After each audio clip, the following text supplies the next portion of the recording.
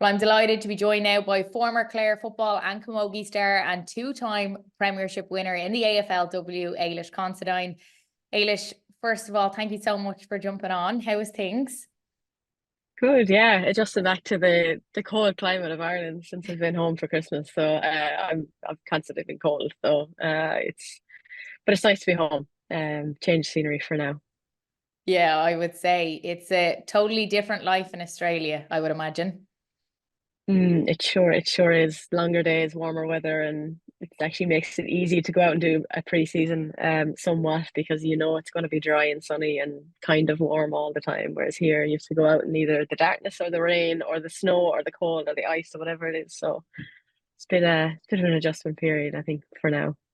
Yeah, you do hear like it's hard for even say people that haven't lived away, to get through the Irish winter is hard enough with the dark Mm. evenings. But I'd say for yourself that you're so used to the sunny days and getting up early and out in the sunshine and all of that, it must be quite difficult and strange to try and get back to that.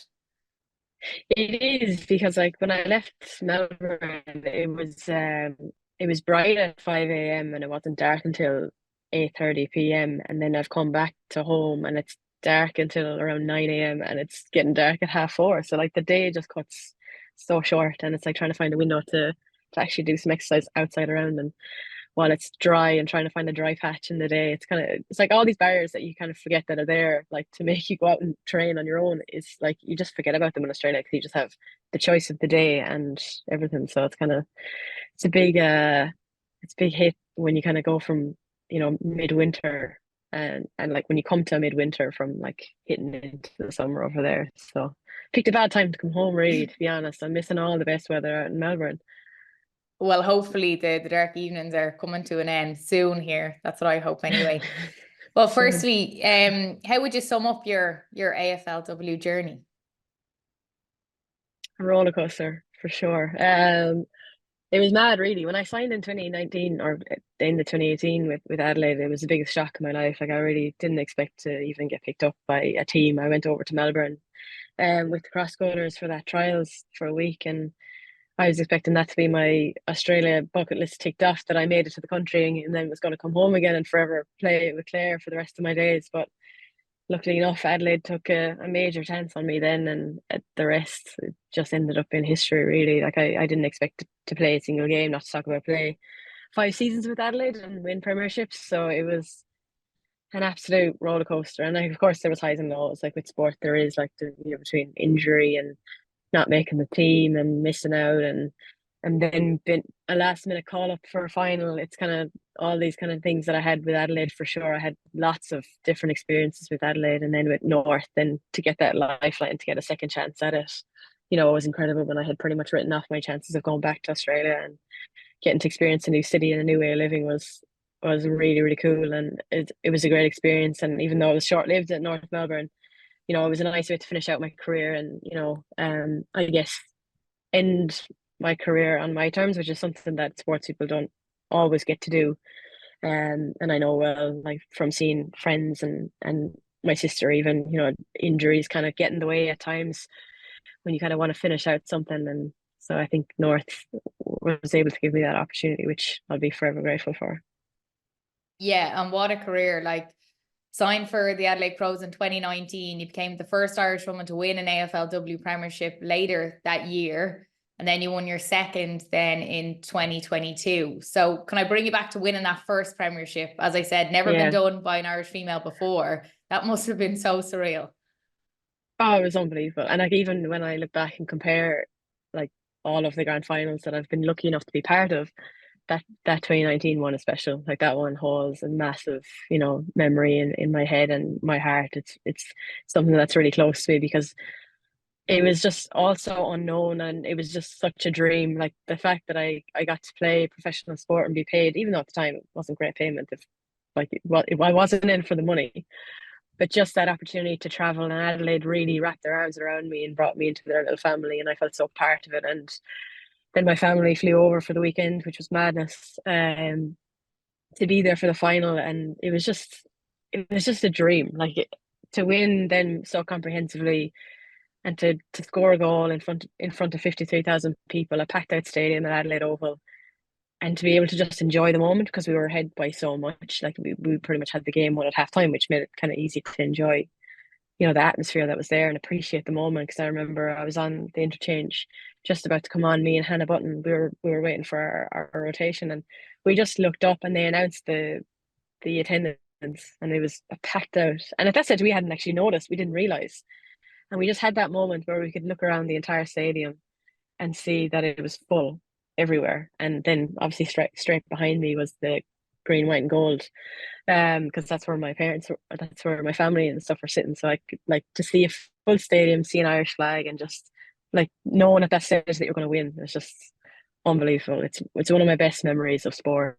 Like I've had a few like here with football and stuff, but and camogie, but that one just it's just something that you couldn't even dream of. Do you know what I mean? Like as a young girl, you dream of playing in a park, winning All Ireland for Clare or whatever.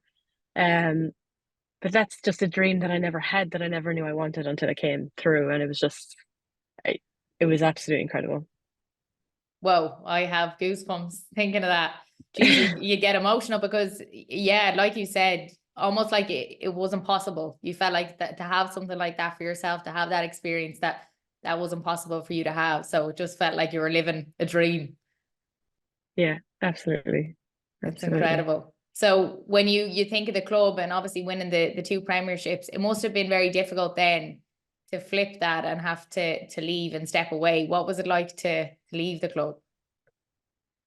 It was hard. In circumstances, I suppose as well. It was kind of a lot of it felt out of my control, which was it's hard to leave a club that really felt like your family, and like those girls. Like there was very little change within the squad with Adelaide, so like I knew those girls inside out. Some of them were my best friends, still are my best friends, and Adelaide became home in a second way for me. So it was really difficult to leave, and I think the injury just kind of just made things difficult because it was just bad timing. It wasn't a great hamstring injury, to be fair, but it was just terrible timing when it happened. And it's professional sport. And at the end of the day, if you can't prove yourself on the field, there's only so much you can do off field to try and regain a contract. And unfortunately, I just couldn't get back out there in time to plead my case on field. So unfortunately ended up getting delisted from Adelaide, which was really hard, and like because I wanted to continue to play and I loved being part of the club, but that's sport, and that's the laws of sport sometimes. And then I came home and it was kind of all not knowing what's happening, and then out of nowhere when I was in New York playing for Nafina outside, playing football, I got this random phone call, and within a week, um, I had done some hamstring testing down in Soho in New York, and pretty much signed the contract in the airport on the way back. It changed all my flights to get home for a couple of days to unpack and repack and head off to North Melbourne, which was just an absolute whirlwind. Didn't even think about it until I was on the plane, well and truly across to Melbourne, because it all happened so quickly, and I had so much to organise and do. And um, but yeah, North are a great club, and people kind of ask me like, "Well, what's the differences between North and Adelaide?" I was like, "There's actually not that many," which I mean is a great sign for North, because obviously Adelaide have been well and truly known in the competition to be one of the best teams in the last 6-7 years. So for that, I mean, it just shows the caliber of players and the club that they have there as well, and obviously making the grand final last season too. But my genuinely, when we played Adelaide at Norwood in round, I think it was round eight. Norwood was where I played my first game in Adelaide, my first ever AFLW game, and it was packed out Norwood, so like full of Adelaide Crows fans, and I was there in my blue North Melbourne kit with the North Melbourne team, and I wasn't playing because I had twinged my hamstring just the week before, um, but my heart was going for Adelaide and my head was going for North. It was a really difficult environment to be in because it felt like home. Like every time I fly to Adelaide, it feels like home.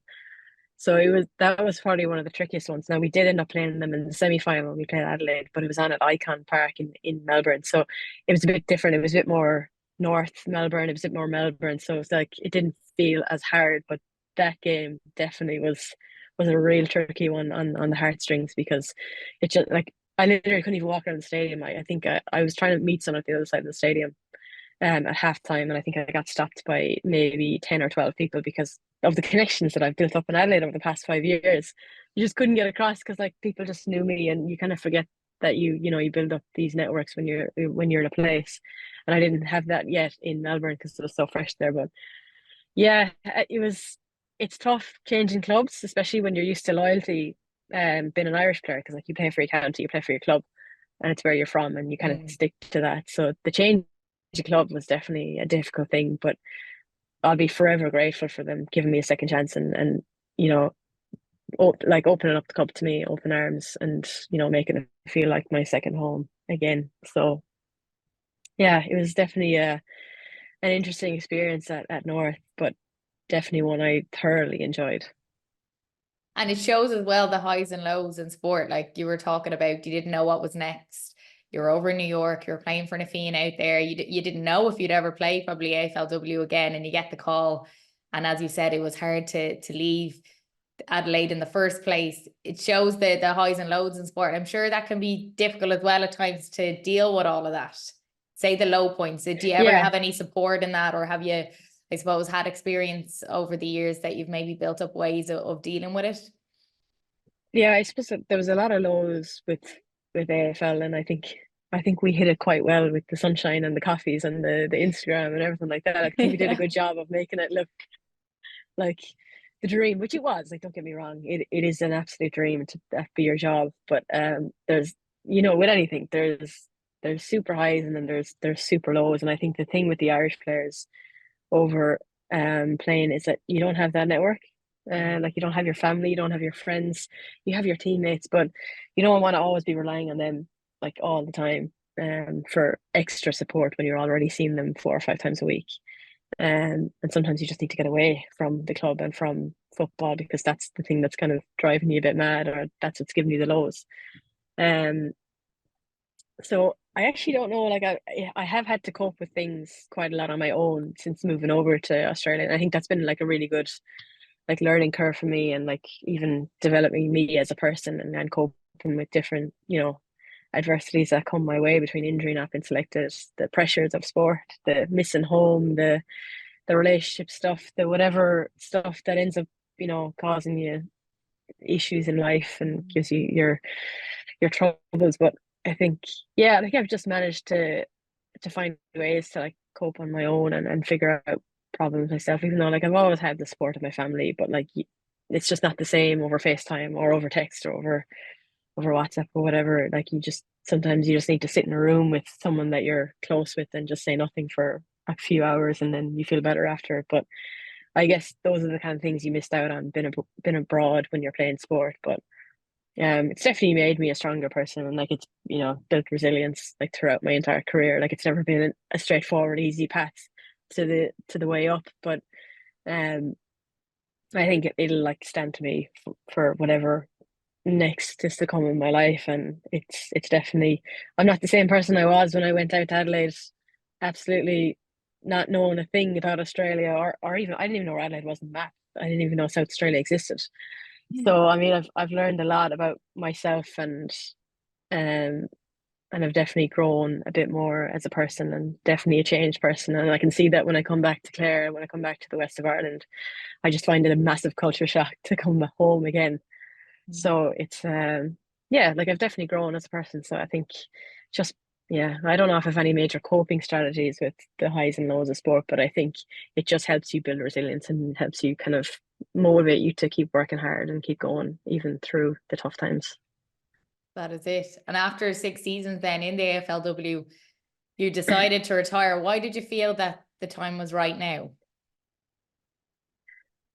Is there ever a right time? I don't know. It's a tough one for sport, because you kind of never really know when is the right time, because sometimes you can feel good, sometimes it can be body related, sometimes you just feel like your time is up. But I think with AFL, I've kind of for me I've kind of achieved as much as I think I'm probably going to achieve for now in that sport, in the sense that I was extremely lucky with Adelaide, playing in 3 grand finals and winning two, and then with North, like, been a part of that and getting to grand final with that team as well. So like, I've in 6 seasons I've been part of 4 grand finals. So I mean, it doesn't get too Crazy. much better than that in as a player. So I think with North giving me that other opportunity to to come back and play, and just kind of, it just felt right to kind of finish it off, even though like body wise I'm pretty good. I had another hamstring injury, which is a bit of a killer, but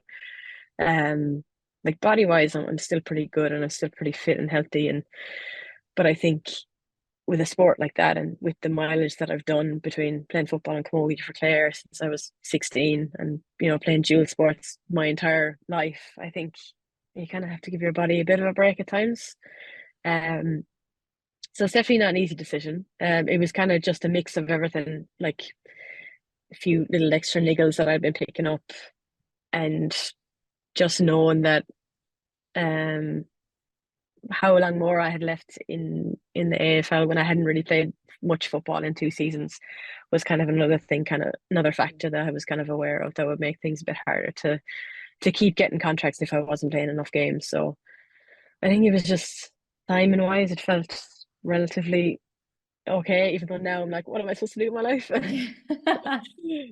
But yeah, it kind of felt like the right moment to do it, I think, for me. And yeah, it's been a hell of a ride for 6 seasons.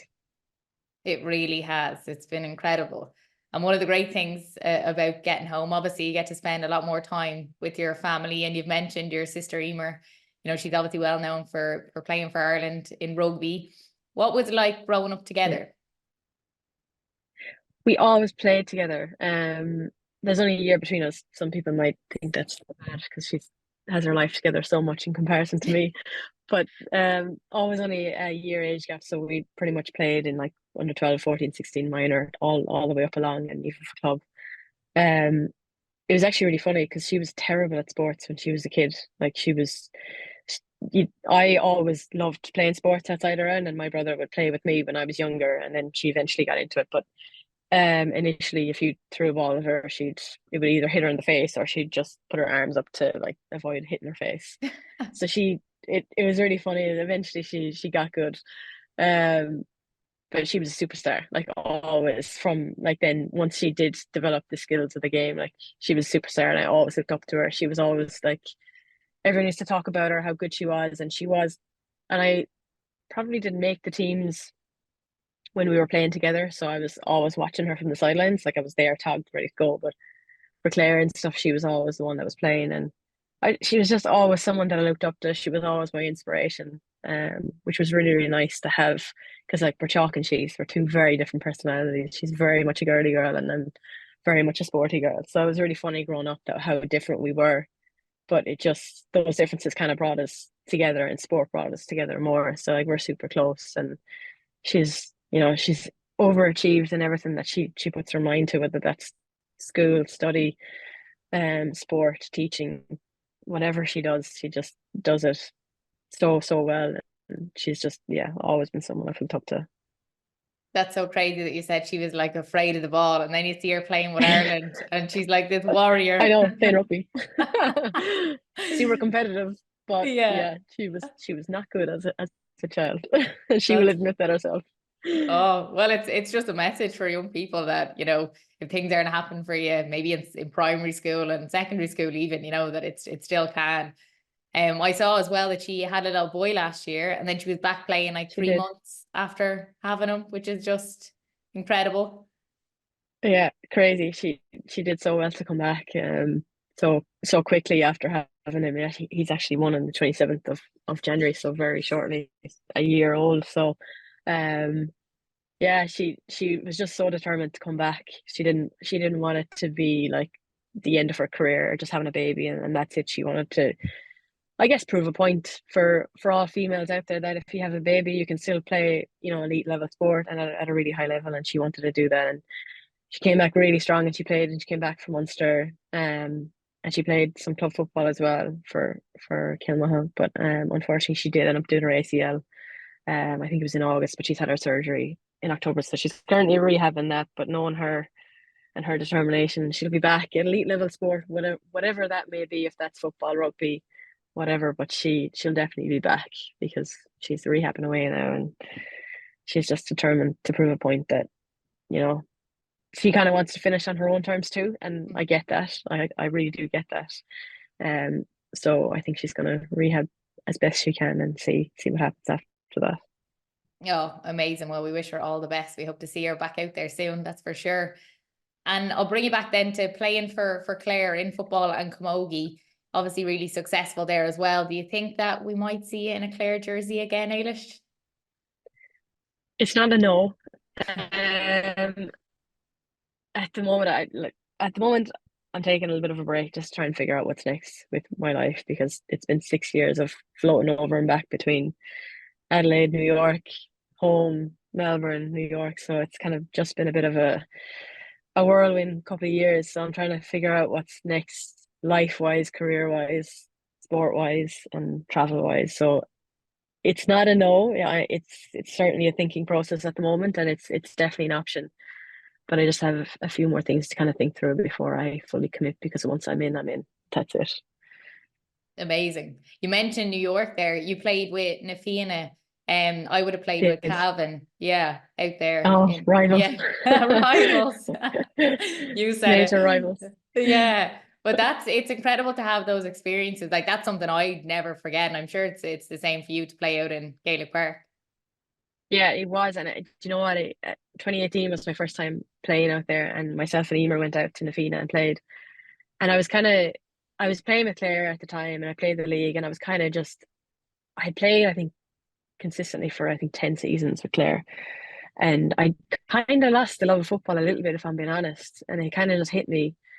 And I decided to go out for the summer and play. And it honestly gave me the love of football back because just the fun that you have out there, it's just, there's so little pressure, but like you want to win, obviously. So people are, and the standard is so good out there too. So like you're playing really good games and you're just like a really important player, and they really take care of you when you're a summer player because they want you to play well and they want you to do well. So they just wrap you around their arms and they take you in as part of the family. And you know yourself what it's like then on game day and after the games, you end up going back up to Yonkers, up to McLean Avenue, and you're in Ned's or Clark's or wherever is the closest one, or wherever you end up. And it's just the camaraderie that comes with it as well. It's such a nice thing because football is so serious here, and like, I mean, as it should be, it's a pretty high level. So I suppose it's part of it, but it just gave me the love of the game back again because you were playing, you were having fun, you were enjoying it. There was so little pressure, and then you were just in, like, you were in everyone's company then after the game, which is really nice. And we won, which also helped. I mean, when you win a championship in New York, it also makes it a bit easier to enjoy the time there. And then I was lucky enough to go back then, just the summer gone, and play in Nafina again. Now we weren't as successful this time around, but it was just lovely to get back into playing football again, having not played it in so long, and really just like enjoy the travel aspect of being in New York and everything that goes with it. So yeah, I was lucky enough to have 2 seasons there. I mean, I won't say it's my last because I can never say that. I can always go back out to New York for summer at some stage, but Yeah. yeah, it's a great experience to do, and I highly would recommend it to anyone that plays football to just experience it at least once in their life because it's something you never regret. Yeah, absolutely. I think that's something really special about the GA. They can go to somewhere like New York and join a team and, have all these experiences. It's definitely something as well that I'd recommend. But this weekend, anyway, it sees the return of the little LGFA national leagues. The big one to kick it off, Kerry in Dublin. That's on Saturday at 5:15. That's a repeat, of course, of last year's All-Ireland final. You have Meath, they travel to Mayo on Sunday at 2 p.m. Armagh take on Waterford at home. Then your own Clare, they play Wexford. But those games are at 1 p.m. on Sunday. So there's loads to look forward to. It's exciting, I suppose, the championship now, Ailish, that in recent years it's wide open and it's hard to call who's going to win because there's so many teams that are in the mix. Yeah, it is, and like you couldn't call it, not like especially at this time of year, and like different teams peak in league and stuff as well. But it's so hard to call. Like obviously Dublin off the back of winning last year are probably going in as a little bit of favourites, but like Kerry are chomping at the bit. Like they're a really really good side, and they have a couple of players back again in the squad, and I think Armagh are probably dark horses for this season as well. I think people will see a different style to Armagh this year. I think they'll really come good for championship. But yeah, it's so wide open. Like it's so hard to call. And obviously, me, they're going to be thereabouts, and you can never write off a Cork team either. Mhm. So like it's in the senior level and Division 1. Like it's it's going to be so competitive, which I mean is great for the game, and it's great for so many teams to be involved and competitive even at this time of year. So um yeah, it'll be an interesting championship and league. And obviously for Clare, they've obviously got the hurt of losing the All Ireland last year to Kildare, which I mean I know I wasn't part of last year's one, but the last All Ireland we got to was Kildare again by a point. So I mean it's a lot to take on, and it's something that can really help you for the next season to kind of push on and try and get to the next and break that barrier and get to the All Ireland, because it's been a while now since Clare have won on Ireland and have played in senior level. So the league will be a good kick-off for that. And in Division 3, like they're probably expecting and looking to win the National League in Division 3. So I mean that would be a good stepping stone for them to start off their championship for sure.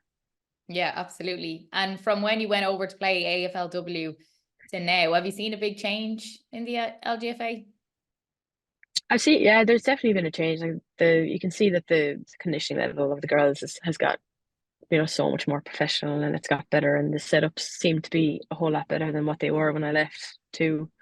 From the outside looking in, I mean I can't judge fully Yeah. from the outside, but it definitely looks like a more professional body all around, which I mean is no harm, because obviously it needs to take steps in that direction, and still has a long way to go in that regards, but it looks like it's going in the right direction, which is good. And obviously the standard of theirs is through the roof. And like I mean people now might be a little bit disappointed with players leaving to go to the AFL, and with so many now, I think there's 33 listed at the moment, or 34. But like it's such a great sign of what the LGFA are producing. Like you're producing ready-made athletes for an elite sport in another country. So that tells you all you need to know about a sport, about an amateur sport in a country that, you're obviously doing things well and doing things right, and we're producing really, really good players.